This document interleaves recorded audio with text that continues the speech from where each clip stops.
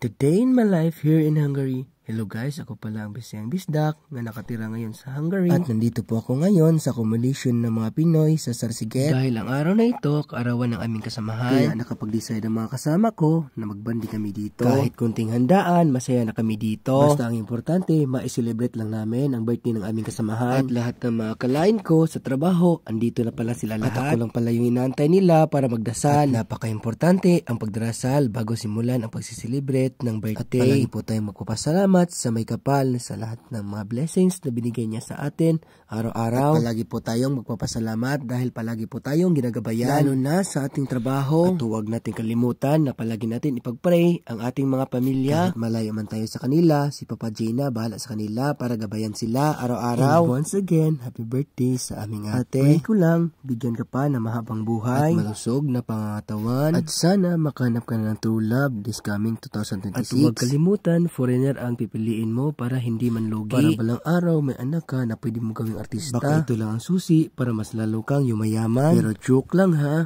huwag mo gawin yan. Basta importante kung saan tayo maging masaya, yun ang daan na pipiliin natin. At andyan lang ang tropa na palagi kang sasamahan sa lungkot at ligaya. Salamat pala sa mga kaibigan na nag-sponsor dito ng pagkain. At dahil sa inyo, napasayan natin ang ating birthday girl ngayon.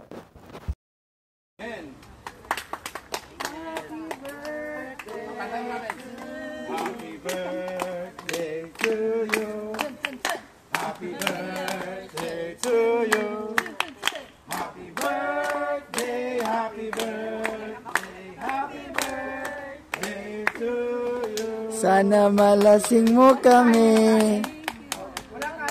Birthday girl.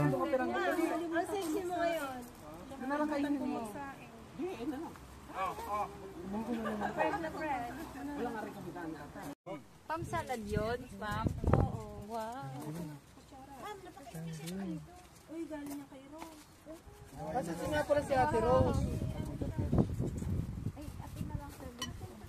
Bye mga hero! May business pa tayo. Ano naman yun pa? Di ko? Ayun.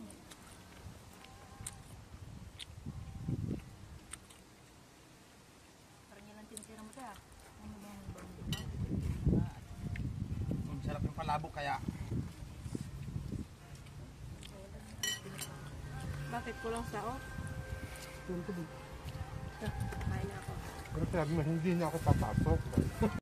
This time, hindi ko na talaga matiis na nagugutom na talaga ako kaya nag-decide na talaga ako na kumain. At hininto ko muna ang pag-video kasi sobrang gutom na rin ako dahil hindi pa ako kumakain ng tanghalian. Sa totoo lang, kakaot lang namin galing sa trabaho at tumiritso na lang kami dito sa Sarsiget. Kung saan dito ginanap ang birthday. Kaya ang sarap talaga kumain pag galing ka sa trabaho. Lalo na pag may nakaready na masasarap na pagkain kaya mapapadami ka na lang talaga sa kain. Ganito lang kasimple ang buhay namin dito sa bansang Hungary.